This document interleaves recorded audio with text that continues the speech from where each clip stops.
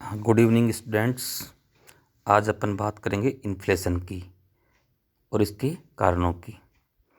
मुद्रास्फीति जब सामान्य कीमत स्तर में लगातार वृद्धि हो और जिसे महसूस किया जा सके उसे मुद्रास्फीति कहा जाता है। और एक्चुअल में देखा जाए तो मुद्रास्फीति मांग तथा पूर्ति के असंतुलन का परिणाम होती है। जब मांग पूर्ति से अधिक बढ़ जाती है या फिर लागत में वृद्धि हो जाती है तो इससे क्या होता है, मुद्रास्फीति होने लगती है। तो यदि मुद्रास्फीति कारणों की अपन बात करें तो इसे मुख्यतः दो भागों में अपन बांट सकते हैं। एक तो है मांग पक्ष, डिमांड साइड, और दूसरा है पूर्ति पक्ष यानी सप्लाई साइड। तो सबसे पहले बात करते हैं अपन मांग पक्ष की। मांग से अभिप्राय वस्तुओं के लिए मुद्रा की मांग से है।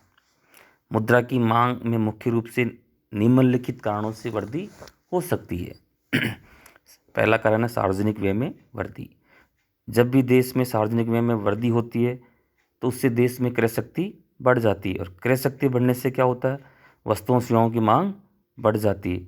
लेकिन जब अर्थव्यवस्था पूर्ण रोजगार की स्थिति प्राप्त कर लेती है उसके बाद में उत्पादन नहीं बढ़ पाता और इस स्थिति में कीमतें ही बढ़ती है और मुद्रास्फीति की स्थिति कायम हो जाती है। दूसरा कारण है मांग पक्ष का घाटे की वित्त व्यवस्था। इसमें क्या, सरकार अपनी जब आय तथा खर्चों को घाटे को पूरा करने के लिए, अर्थात जब सरकार की आय कम होती है और व्यय ज़्यादा होता है तो उस घाटे को पूरा करने के लिए जो वित्त व्यवस्था अपनाती है उसे ही घाटे की वित्त व्यवस्था कहा जाता है।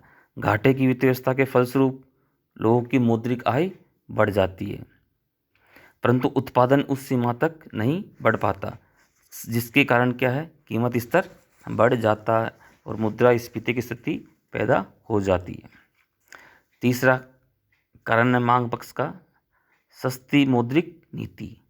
जब सरकार सस्ती मौद्रिक नीति तथा साख नीति के कारण मुद्रा की पूर्ति में वृद्धि होती है तो जिससे क्या होता है, वस्तुओं सेवाओं की मांग बढ़ जाती है परंतु उन वस्तुओं की पूर्ति उस अनुपात में नहीं बढ़ पाती, जिसके फलस्वरूप क्या होता है, कीमतें बढ़ जाती है।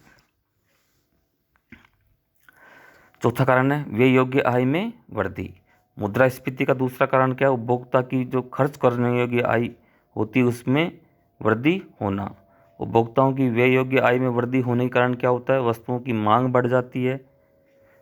कुछ लोग अधिक वस्तु सेवाओं का उपभोग करके जीवन स्तर अपेक्षाकृत ऊंचा कर लेते हैं तो इसका जो प्रदर्शन प्रभाव पड़ता है दूसरे लोगों के ऊपर वो भी इसका अनुसरण करते हैं, और यदि उनकी आय कम है तो वो अपनी पिछली वस्तुओं का उपभोग करते हैं। इसके फलस्वरूप और मांग बढ़ती है परंतु पूर्ति कम बढ़ती है, जिससे कीमतें बढ़ती है। पांचवा कारण है डिमांड साइड का है ब्लैक मनी यानी काला धन।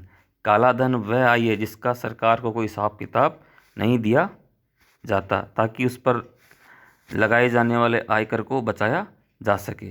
काले धन के जो स्वामी है उस धन को है जो विलासिता की वस्तुओं और दिखाओं की वस्तुओं के ऊपर खर्च करते हैं, उनका कीमत से कोई मतलब नहीं होता, जिसके फलस्वरूप मांग बढ़ती और कीमतें बढ़ती है। छठा कारण है निवेश में वृद्धि। मुद्रास्फीति का एक महत्वपूर्ण कारण है निवेश में होने वाली वृद्धि। जब फर्मों को अधिक लाभ प्राप्त होने की आशा होती हो तो निवेश की मात्रा को वो अधिक बढ़ा देते हैं। इससे क्या होता है, पूंजी का विस्तार होता है। तो इस प्रकार से निवेश की मात्रा में वृद्धि होने के फलस्वरूप पूंजीगत वस्तुओं की कीमतें बढ़ती है और जिससे अन्य वस्तुओं की कीमतें भी बढ़ने लगती है। सातवां कारण है करों में कमी। कई बार सरकारें जब करों की दरें कम कर देती है तो उससे क्या होता है, लोगों की वास्तविक और मौद्रिक आय में वृद्धि होने लगती है। जब वो लोगों की वास्तविक और मौद्रिक आय बढ़ती है तो प्रभावपूर्ण मांग में वृद्धि हो जाती है।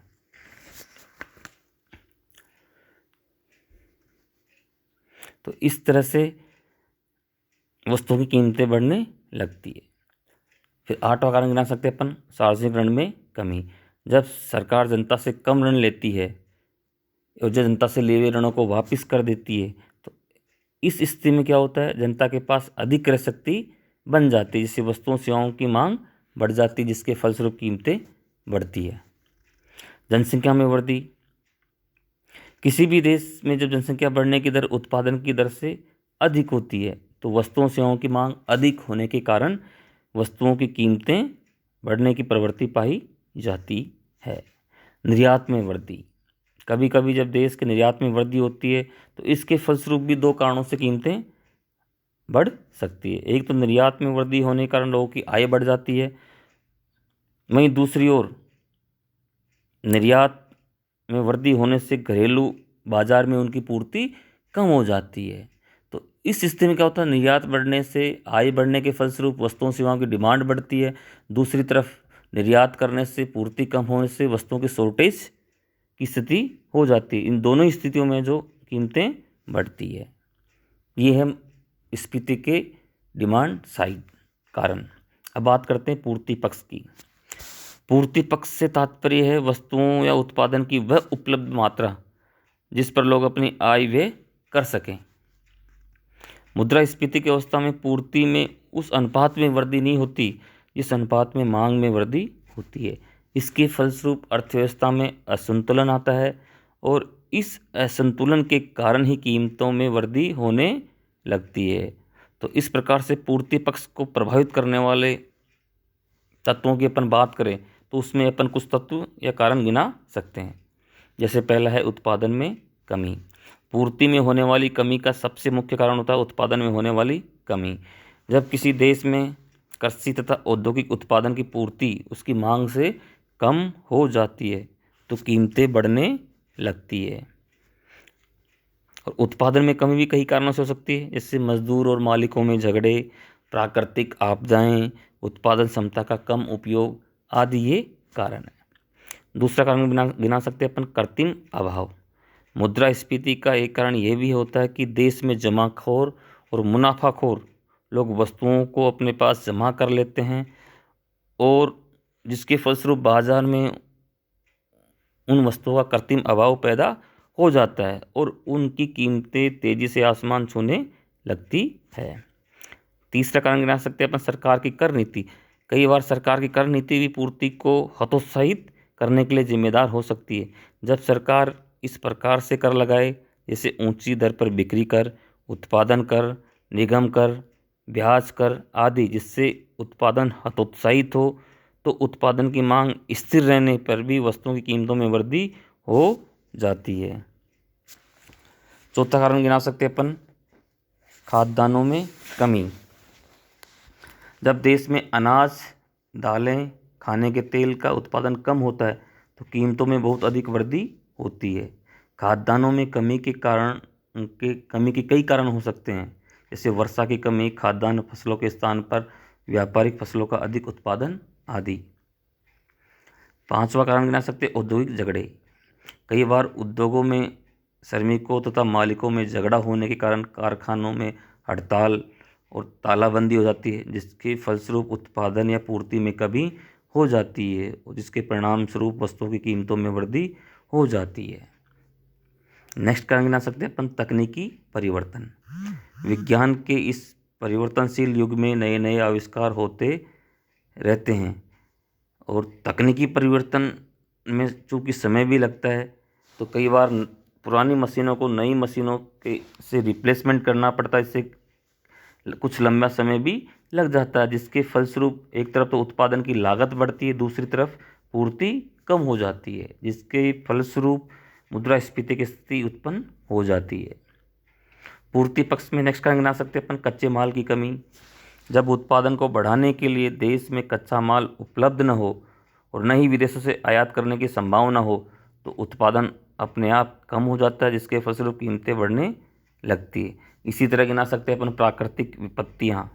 समय समय पर देश में अनेक प्राकृतिक विपत्तियाँ हैं, भूकंप है, बाढ़ है, अकाल, सूखा आदि आते रहते हैं, जिसके कारण है जो वस्तुओं का मूल्य बढ़ जाता है। इसमें गिना सकते हैं अपन युद्ध के समय भी उपभोग वस्तुओं के उत्पादन में कमी होती है और सामरिक वस्तुओं का उत्पादन बढ़ने लगता है, जिसके कारण उपभोग वस्तुओं की कीमतें तेजी से बढ़ती है। तो इस प्रकार से अपन मुद्रास्फीति के पूर्ति पक्ष के कारण गिना सकते हैं, और जिसके फलस्वरूप मांग और पूर्ति में असंतुलन होता है और मुद्रास्फीति की स्थिति पैदा हो जाती है।